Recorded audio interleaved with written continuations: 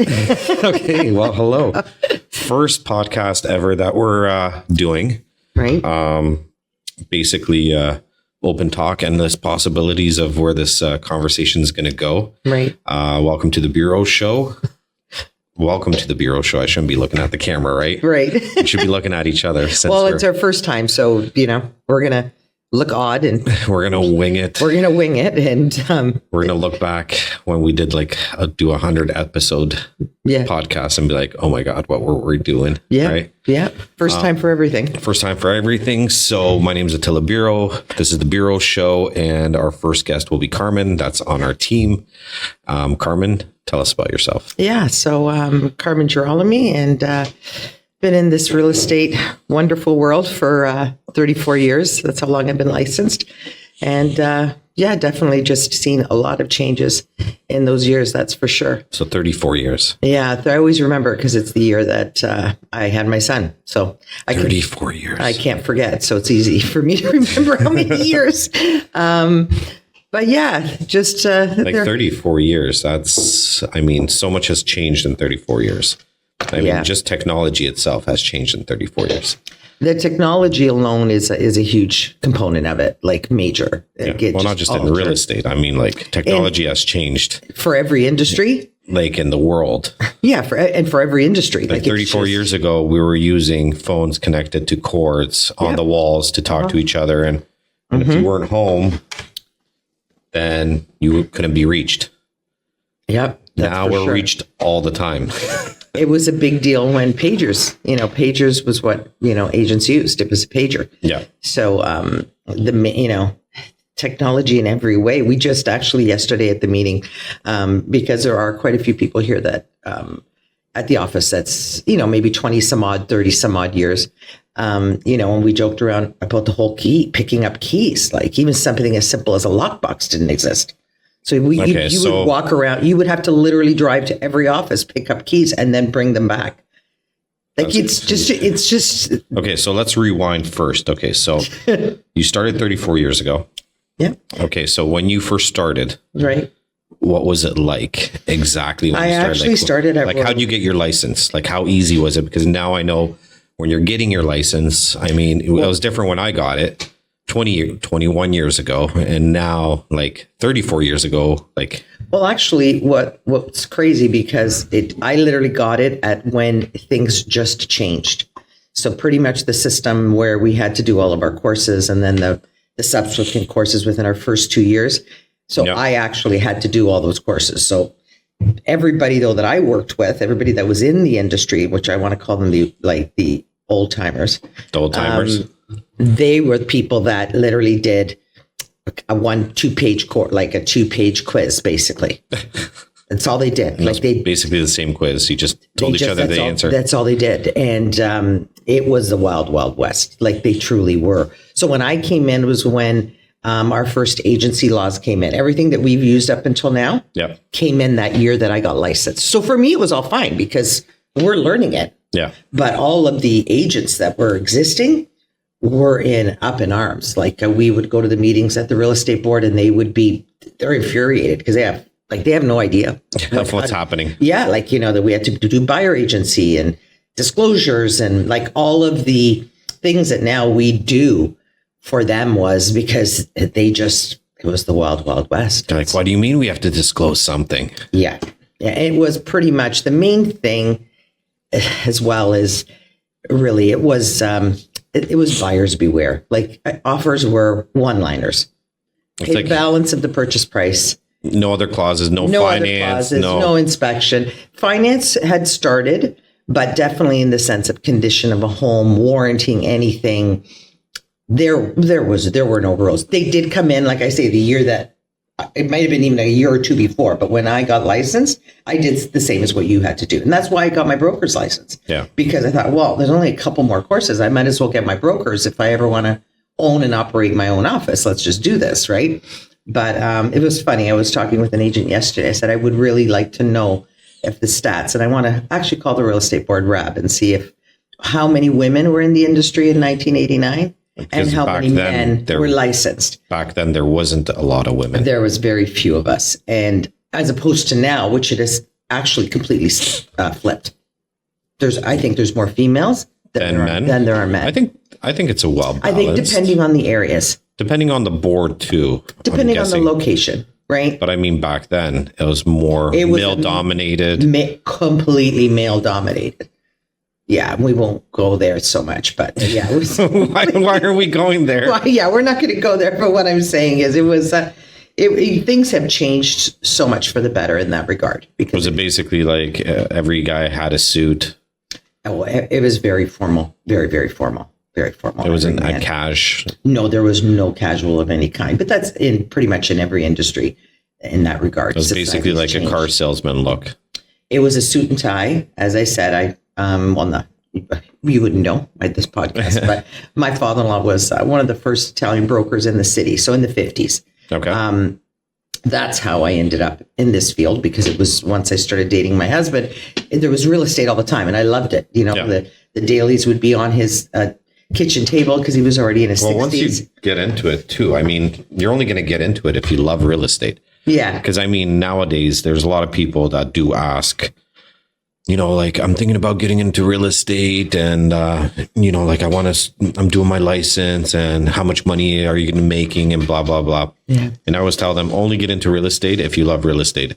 If you don't love real estate and you're getting in for money, you're getting in for the wrong reasons. For the wrong reasons. Absolutely. You should not be getting into real estate. And you have to be a people person. Yeah. If you hate people, don't do real estate. Don't do real estate. Why would you even get into real estate? You just have to be. It definitely has a multifaceted characteristics that you need to be in real estate. And it's definitely harder than what people think. Yeah. Yeah. I agree. I agree with that. I mean, it's a 24-hour, 7 days a week. You go on vacation, you're still working. Yeah. There's no real time away. I mean, you could be at a birthday. Somebody wants to put in an offer. You got to pull yourself aside. Make sure you have your laptop with you at all times. Yeah. You could do that, right? Or if somebody wants to see a house, for example. Mm-hmm. I remember one year, it was Valentine's Day. We were sitting down, having dinner, and the client says, hey, I want to see this house because if I like it, I want to buy it tonight on Valentine's Day. Yeah. We had to wrap up the dinner and basically I drove an hour, showed the house. They actually bought the house. So, I mean, but that's work. And you have to do that because what people don't, I think just society doesn't realize. They look at, oh, well, you know, you sold a house, you made this commission. You don't realize that sometimes you've dealt with this buyer for a year or two. And then that's the night that for some reason the one has come up and you can't just say no because you've invested 2 years of work, so to speak, of your hours. Everybody's like, oh, you make so much off one commission. But yeah, like how you said it, 2 years, if you calculate how many times you drove out, how many hours you put into it, the searches that like at home searches and everything as well, like you're making like $10 an hour sometimes. The wear and tear on your car. Your gas, like all the extra expenses, all the real estate expenses that you go through and then, as well. You know, of course, all of our licensing fees and everything that we have to keep up with. But just in general, like you say, some people go, well, just tell them to wait till tomorrow. Well, no, sometimes you can't wait till tomorrow. Yeah. You got to do it, and inevitably it happens all the time. It's when you're at an event or you take a weekend off or you go somewhere. My father-in-law, this used to be his line. If you're slow in real estate, just plan a holiday. And that's it. Book a holiday because inevitably a client will call you or a referral will come in or whatever the situation, your listing that just been sitting will all of a sudden sell. Anytime I went on a holiday, we always sold a house. It's crazy. That's how crazy it is. And that's partly why I'm on the team as well, because obviously, I'm headed. I love it. So I want to keep working, but I do want to be able to leave. And I know that my clients can be serviced. Yeah. I'm not alone. You got to pull the microphone maybe closer. And Sorry to interrupt there. And I think that was a major thing. That being teams are huge now. So we'll get to how real estate was and how it is now. Yeah. Before we get into like teams and being on a team as well. Right. But like so back then it was more male dominated. Yes. So being a female starting off in real estate. Yeah. Do you really want to go there? Yeah. No. We went there yesterday down memory lane. No. We people don't know what it was like being a female in real estate 34 years ago compared to now. in general, being a female in business, period, but real estate especially, because there was no technology. And so everything was, you were showing houses, obviously, typically at night. Yeah. You were doing offers at night. So how would a showing go? Well, a showing 34 years ago when you first first started. of all, the main thing back then is that we had access to, unless you drove by a house, you didn't really know what was listed. There was no realtor.ca, and there was no way for you to find houses. So if a client just searched areas, so you would find houses for the client and say, these are the 3 houses we're going to go see, and you'd go see them. So you'd have to, like I say, pick up the keys. Lock boxes were just, some people just starting, some agents had them, some didn't. They didn't want to buy them, whatever. And then, you had to type up the offer like on a typewriter, essentially, and mostly I was going to say on a typewriter or handwritten, right? Yeah, or handwritten. Typewriters this is where the transitioning was happening. My father-in-law, and I still have some of his files, they were carbon copies. They were like that you literally wrote them by hand, and hence why I say they were typically one-liners. Yeah. Balance of the purchase price, the purchaser's name, the lot size. Yeah, but that was pretty. Everything else was pre-printed. I know when I started, it was we needed 6 copies. Yeah, they were 6, so you had to press really hard. But by the time I started in '89, because that's why I went to Royal LePage, which was then a very big corporate. It was corporate, so the secretaries did you would give them a sheet, and they would fill out the information, and they would type it up. They would type it up for you. Okay. The secretaries did everything. And I think that was really partly, honestly, to benefit everybody, the company as well, to make sure things were done properly. That was something where Royal LePage was always very.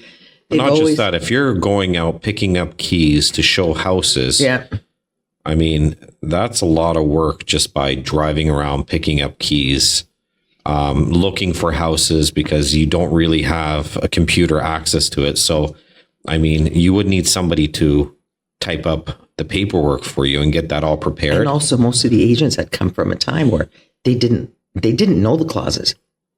Like, these clauses weren't on web forms. They weren't accessible. They weren't. They weren't. They were in a binder. You created your own binder with these clauses as they were coming out. Okay.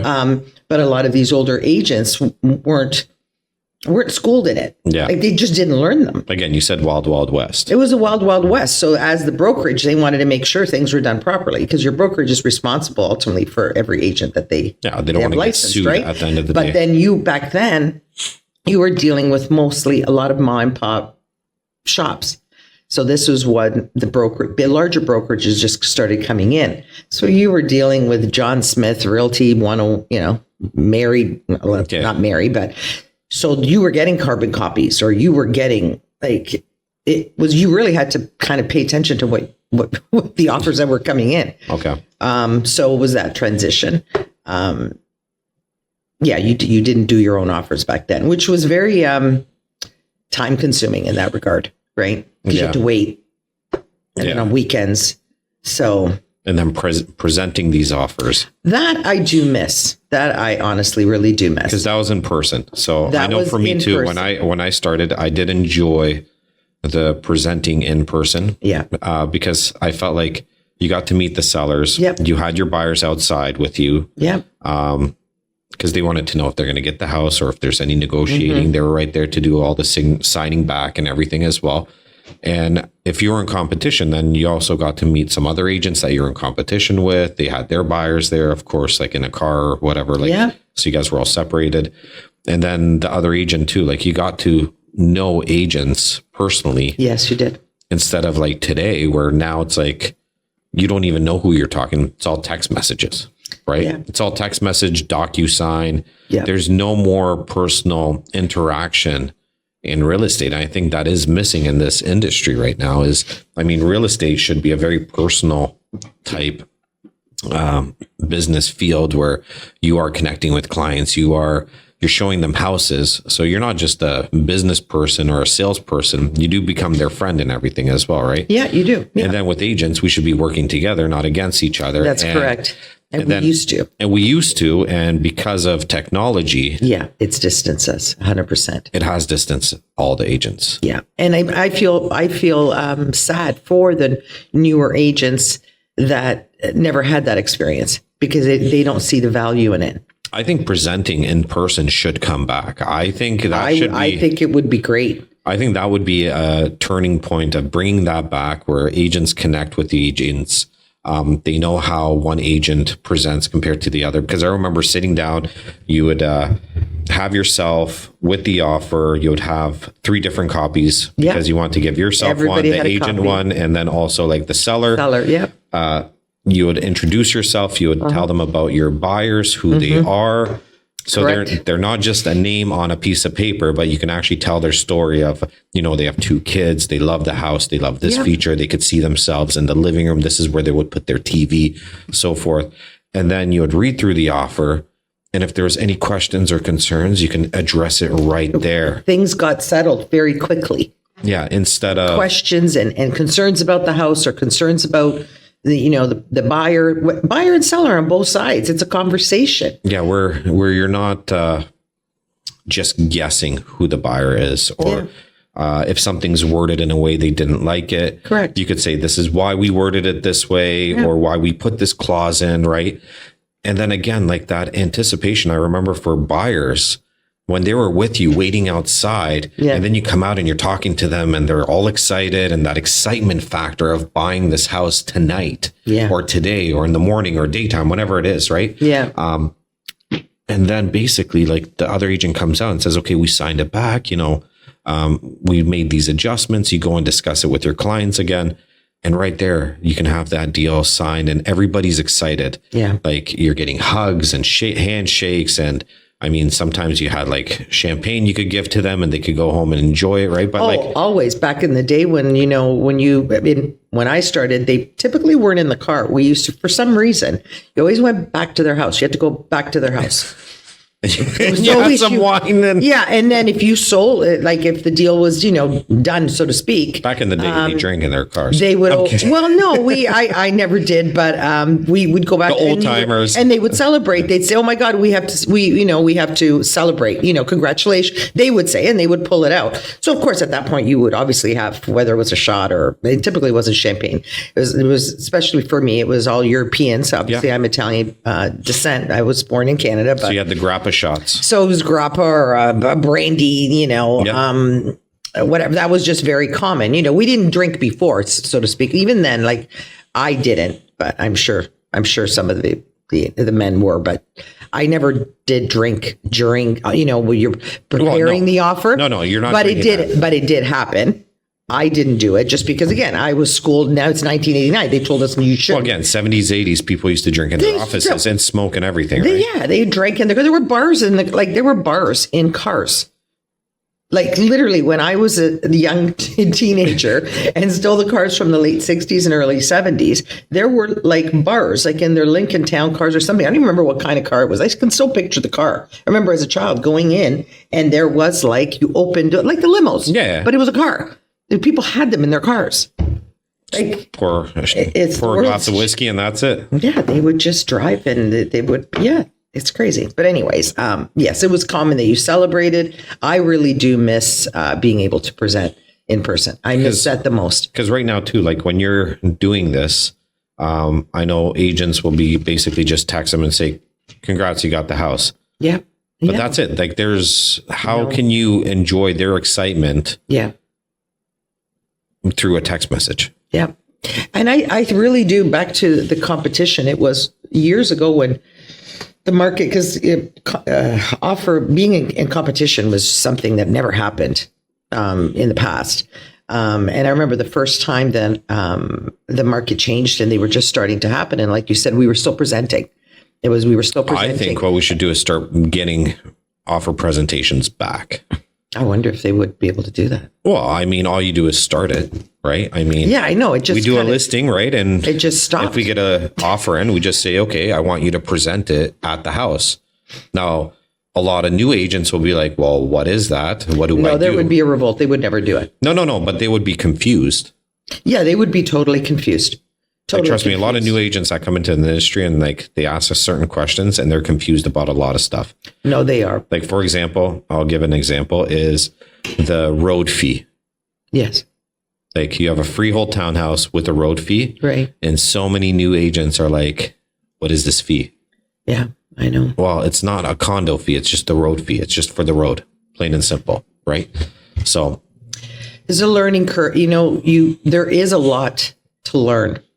And obviously, if you've been doing it for a lot of years, as things come to the table, you're just on. It's like the news, Yep. It's like history.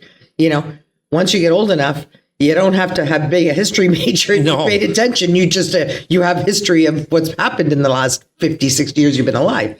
And that's the same thing working in an industry, right? But this is something retro that I think should come back, though. I do. Yeah. Listen, I don't think it's possible because I don't want to say that being, there's value in experience and also there's value in everything that you do in life. But the younger agents, as with everything, not just with real estate, have a real problem with just one-on-one social interaction. Again, I can't get them to answer their real estate phone. agents. Yeah, but they won't answer their phone. They will respond We're in a social to a job, text. though. Yeah, but I don't know how. This is my frustration at this point because of being in the industry so long and of my age. I have a real problem that real estate agents won't talk to me. Like I will call them, they won't answer their phone. Yeah, and then I will text them. Yep. And then they'll respond to my text. And then I inevitably will Google them. And inevitably, it's because they are under a certain age and that's what they're used to. And then my daughter proceeds to tell me that, Mom, you can't just call people. Why can't you just call people? What do you mean? Why can't I call someone? It's very rude. You need to text them first and ask them. It's not rude to call people. When is a good time to call? So now, I listen. And I'm trying to do that. That's what I'm doing even with agents. But with an agent, what I want to say is you understand that our main job is to communicate. To be social. We have to communicate with each other. Yeah. Like, you have to talk to me.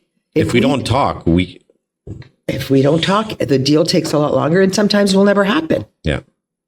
But it's not just a real estate problem. This is, as we know, Well, I mean, it's we're hidden behind, we're on our phones, right? It's phone, we're TikTok, we're media driven, but it's all not face to face. No. Right?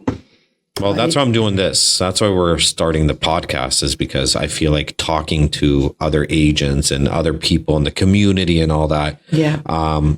It's going to open that up instead of reading. I don't know. Like I want this podcast to be basically like, where you could freely talk about anything and everything, and whoever's listening or watching can learn something at the end of the day, right? Yeah. Even if it's one little thing that you could take away or maybe change something. Maybe some agents will listen to this and be like, you know what, let's start presenting in person, or when you're putting in an offer, say, you know what, like, I want to present it in person. I want to meet the sellers. I want to sit down and do that. Now you're going to catch a lot of agents off guard and say, well, no, don't do that. Well, you still have the right to present it. You are looking out for the best interest of your client. Yeah. And in order to get that house, it might be better that you present it in the best interest of your client to actually get that house. Right. Yeah. Yeah. You're right. I mean, at the end of the day, the seller, really, it's their home. If they want, like we've had sellers, you remember back when the client had already moved out west to live with the daughter. Yeah. And the house was vacant and she wanted us to check the house every week. Yeah, I remember. To make sure that it was, that everything was fine, because insurance purposes that needed to be done. And I had said, I've done this before. We create a log, and this way we, sign and initial the date when, the time we went in. This was before Nest cameras. To prove if something ever happened to the house. By the way, Nest cameras and the cameras in the house, they freak the hell out of clients. So whoever's like watching this, like, if you're selling a house and you put cameras everywhere, like, don't do that, because people can't talk freely. Yeah, I know. Like when buyers are going through your house, one, it's like an invasion of privacy. At the end of the day, like, they want to talk freely to their spouses, to their agents. Like, if they don't like the wall that you painted in the certain color, don't get offended. Yeah. Like, but they want to say it out loud. They're like, why the hell would they paint it this color? Yeah. Right. But like, again, like give them some privacy. Yeah. But you've been to so many houses and you walk in right away, like, oh, we can't talk. We can't talk. Everybody whisper. Right. Yeah. And again, don't put cameras out. Like, it's not going to help you sell the house, putting cameras everywhere. Like, what happened to humanity of trusting each other, right? Like, if you have an agent with you, that agent is going to make sure that your stuff isn't going to get stolen at the end of the day. 100%. Right? 100%. And I've always told clients, jewelry and valuables, put them away. You're not going to keep that out. Like, but apparently I just had this discussion. A few people just said to me, what do you mean? I've never been told that. I said, well, I've always, like, to me, it's just logical. Yeah. It's just logical. But we're with, that's why we're with the clients throughout the home.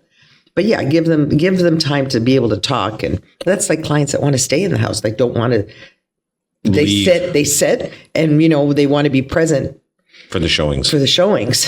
And again, the buyers and they're very agent, uncomfortable. They can't talk freely, right? So well, I just dealt with a couple of leases, and there was on 2 occasions where the person, whether it was the tenant, one was a tenant, and one I found out afterwards was the owner. But my client was really uncomfortable. Like, she was really, like, she was offended. Like, what do they think I'm going to do? Like, and I'm like, they don't trust her, right? I just said, don't take it personally. Just don't take it personally. It like, it is what it is. Again, a lot's changed from 34 to like me, 21 years of being in real estate. The whole market, the whole way of presenting, the whole way of communicating has really, really changed in my eyes as well. Like, I think COVID was a huge changer and kind of huge shift, and it distanced a lot of people. Yeah. Which I think, again, we have to kind of bring that back. Even like being in the office before COVID, everybody would come into the office. People would work in the office. Mm-hmm. Now agents don't even come into the office, right? Yeah. If agents can't come into the office and collaborate and talk to each other, like, how are we helping each other at the end of the day? Because you might do an open house that's more successful in a different way than I would. Yeah. And if you tell me about it, hey, you know what? I'll do it that way and try it out. And you know what? House might sell, or a different marketing approach or technology approach, and again, we are distancing each other. We're getting more away from being very personable with each other and everything, because now we have AI. Now we're relying on AI to do a lot of our work too, and send messages to our clients. Again, like, where is the personal touch then? Well, I can't say I've done that, so I would have no idea. but that's what I mean. It's like, where's the personal touch then? If like you have AI now sending birthday messages to your clients and it's not coming from you. Yeah. Like, that's getting even farther from like presenting the offer in person. I can't. Yeah. Right. Like, AI is good for a few things. I mean, for myself, I'm an Eastern European background, came from Europe. My grammar's horrible. Yeah. Right. We have the description of a listing. Grammar wise. Like, when I write it up, like, AI is fantastic to like put in a few words that I wouldn't have thought of, or fix my grammar. Yeah. That kind of stuff. That's fine. Fantastic, right? 100%. But then like letting AI do the work for you when you're trying to impersonating you. Yeah, that's a scary road that in all fields is I certainly am not comfortable with it. The next generation of buyers right now won't know what it's like to actually have an agent work for you, because they're not even working for you. They have all the new technology working for you. Right. So anyways, I think the only thing to do is try out this like offer presentation stuff. Try to bring it back. I know we might piss off a few people, but whatever. I mean, whoever's listening, do like or watching, like, do offer presentations in person. I think it would depend as well on the seller. So I think anyone of a certain age would welcome it and like it. But again, I think a younger client. But it has to be discussed with them. It has to be I think. Yeah, I don't think they would want. I don't think they would want it. I'm going to tell you honestly. Really? Yeah, I think I'm talking probably like under 30. I think if I was like explained to them like the benefits of having it this way would be. I could be wrong because a lot of sellers do want to know who's buying their house too. Yeah. Like a lot of sellers too, like when it's just a number, like somebody, let's say, comes 25,000 below asking price, right? Yeah. When they just see a number, that's all they see, right? But when they see that agent and it's presented and the sellers are out there and they could physically like look out the window and see it's a young couple and really that's their max, or maybe they could go up another 5,000, right? I mean, and see that that's the people that are going to be living in their house. Sometimes that sways the offer or sways the deal to actually come together. I agree with you 100%. Instead of 100%. Like calling the other agent or not calling because that's not allowed, right? Well, you won't get an answer. You will if you know, but very rarely will you get. Okay, texting the other agent and then the other agent texting you back saying like you're crazy, like why are you low, like you know, getting some really nasty text messages back. Yeah, that just happened to me. Yeah. So again, I think deals would be done in a lot more. Deals can come together a lot better, I think. I think a lot better and a lot quicker, and sometimes just coming together, period, because they're not communicating with you. Yeah. Right? So, well, I mean... we can only hope. We can only hope. Yeah, because I had it down here, process of showing and offers. Yeah, that how crazy has it gotten? And it has gotten crazy. I mean, right now we're seeing a few multiple offers coming in here and there, but... we are seeing a pickup in the market, but everybody's like, oh, how was your year last year and this year? I mean, real estate's real estate. People are always going to be buying and selling. We live in Canada, especially in Ontario. Yeah. In Ontario, we love to buy and sell real estate. Like everybody is obsessed with real estate here. Yeah, it's like every 2-3 years, it's like, I got to move. I hate my house now. I hate my house. I got to move. Right. And during like what I find is during the December, January months, it's like it's cold outside, you're locked inside. And this is what happened at COVID. Honestly, this is a theory I have that this is why the market went crazy. Is because everybody got locked inside of their house. They were looking around and said, oh my God, I hate this house. Yeah, like, I hate my house. Yeah, you start to want to make changes and because you're in your house all the time. Oh yeah, and you're like, oh my God, I hate that wall. I wish that wall wasn't there. I hate my kitchen. Yeah, I hate my spouse. No, kidding. The spouse thing. There was a lot of divorces, which also increased. Real estate. I said it that really it was a time where people were forced to actually be together. So you could you have your career, his career. You come and go. Whether you're with the kids, but you're always coming and going. And all of a sudden you're forced to actually live, work, eat, sleep 24 hours a day together. Yeah. And the cracks in a marriage or in your job that you hated become even more intense because there's nowhere else to go. So yeah. And your house. So you were getting a divorce or moving.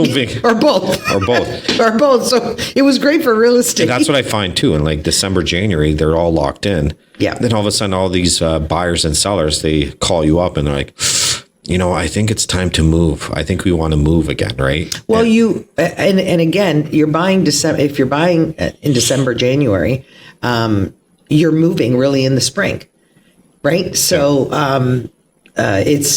people don't think that December, January is a good time to list, but it actually is. Yeah. But real estate happens all the time. Like you say, people, there's people are getting engaged. And that's the other big thing at Christmas. People get engaged. So then, they start looking, they need a property, whether condo, house, whatever it is. But, unfortunately, there's always deaths, there's births. People need a bigger house. So there's always a need, right? Definitely the reason the last couple of years, as we know, when interest rates start to rise and our prices are quite high in Ontario, as we know, that's affected. And people are scared. It right? had, and I think but now, we did see some price adjustments reflect the interest rate. 100%.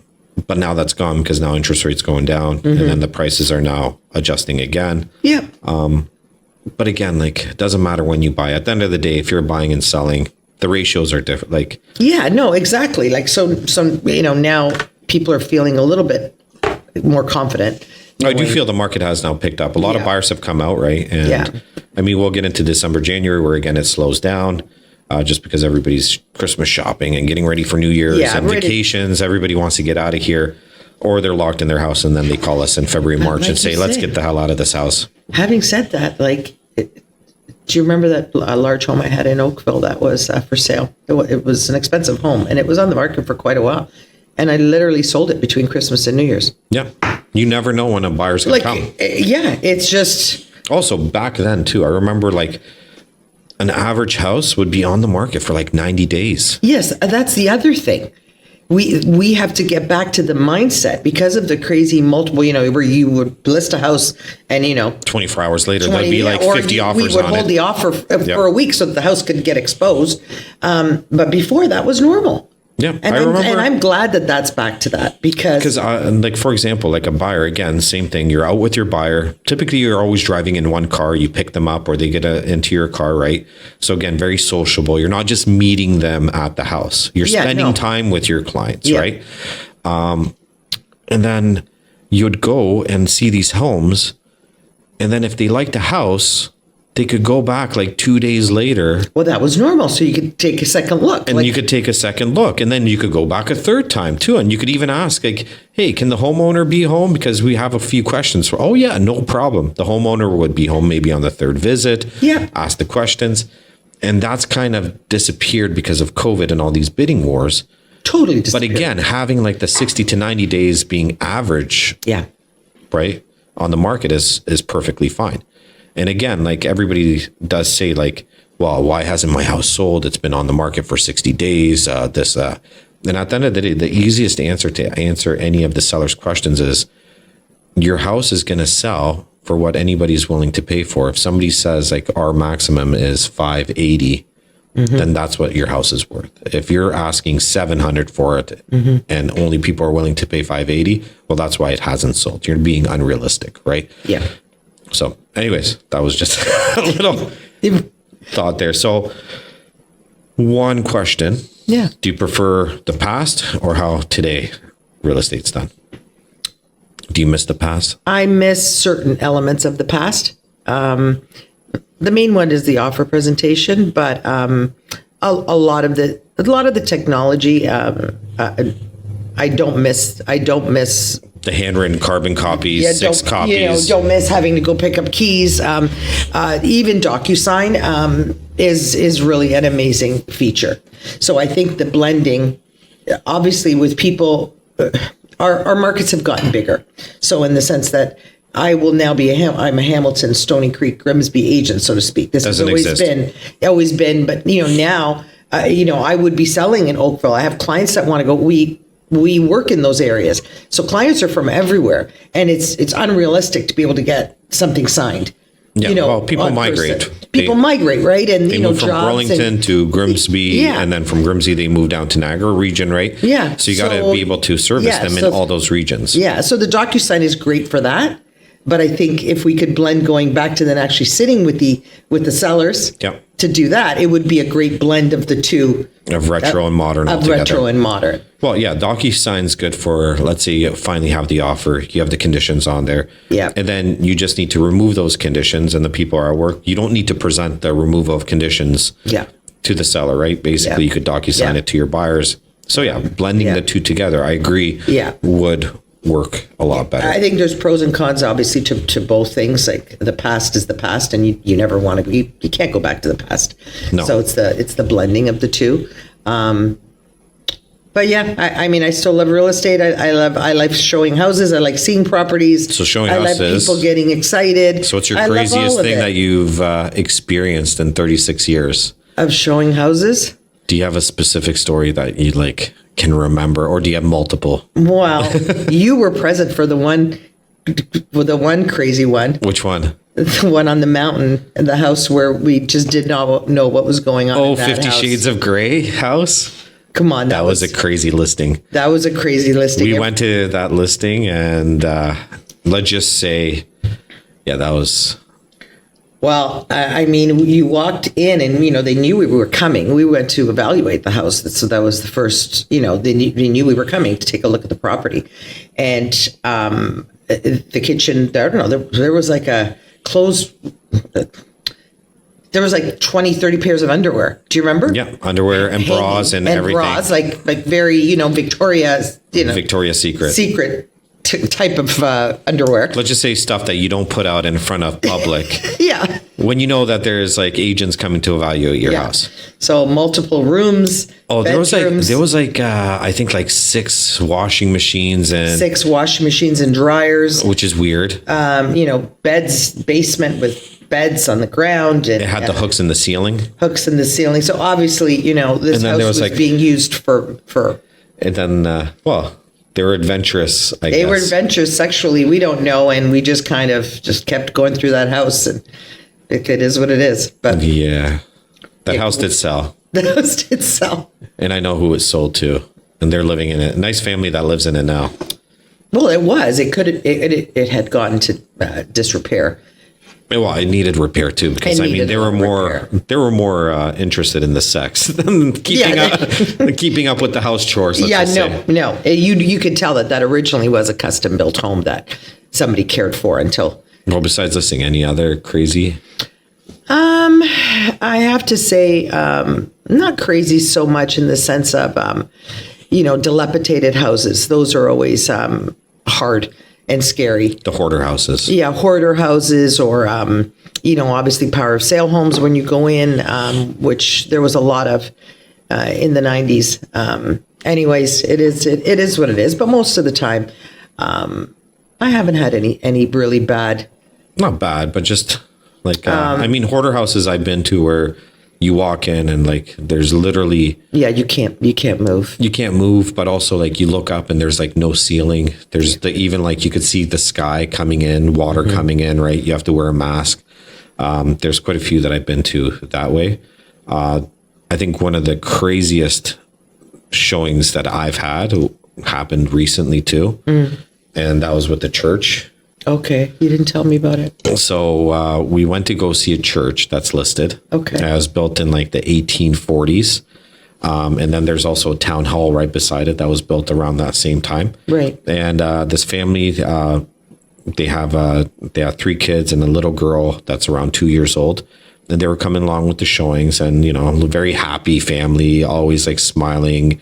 2-year-old too, like has vocabulary, but again, 2 years old doesn't have a full range of vocabulary, right? And she's always like running around and all that. So we go see this church. We walk in, and this was like at 7:30 at night. So turn on all the lights. We're talking about like where you could turn the church into like a residential. Yes, because again, it's like 4,000 square feet for a family. Like you have a lot of space there. So we're going through it all and talking about the windows. We go down to the basement.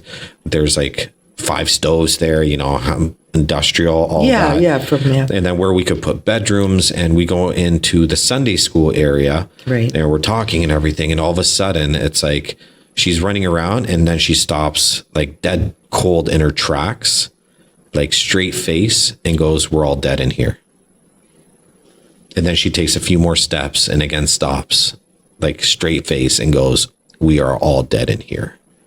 Like that freaked the hell out of everybody. Like that is like, that's a freak. I have goosebumps, like for sure. Like how crazy is like, and they actually said that she would have never known where to say that. So then what did you guys do? Just run upstairs and get Oh yeah, we got out of there. Like you must have ran out. Like I'm not like, it's been on the market for a long time, so maybe this has happened to other people that have been there too, but like I do feel like there are some people that can see or get messages or hear, or I don't know. Yeah. Especially they say kids can, right? Yeah. Yeah. But that was like, house, that was definitely haunted, and there was a spirit in there that came through, whether you believe it or not. But that's a whole nother rabbit hole. That's a whole nother, yeah. Well, because it's there's no proof in it, right? So again, is that something that, if a seller has that feeling? Actually, someone just called me about that yesterday. It's really funny. A past client of mine, and he knows the house was in my neighborhood, and he said, "Do you know what the real story? But why those people sold that house?" I said, "No, I won't say his name. No, I don't." And And he said, well, apparently that the house was haunted, and they spent a ton of money renovating it. It was a heritage home. It's a very old home. Same thing in the 1800s. And just weird things kept happening in the house. I mean, I didn't have the house listed. They weren't my buyer. Like, I just know of the house because it was in my old neighborhood. But still, like, that's and crazy. He said, he mentioned a few things that were happening in the house. I do see some houses being haunted. And that's, there's another gray area, right? If that seller thinks they have knowledge of that, do they disclose that? Well, it's a church. So in your case, it was a church, but this gentleman here, did that get disclosed to the buyer? Well, it should. But is there proof? How do you prove a house is haunted? You can't, because they could just say, most people don't believe in it anyways. Like, most people might think we're crazy for even acknowledging that that's a possibility. That's true, actually. Right? Like, you can't prove that.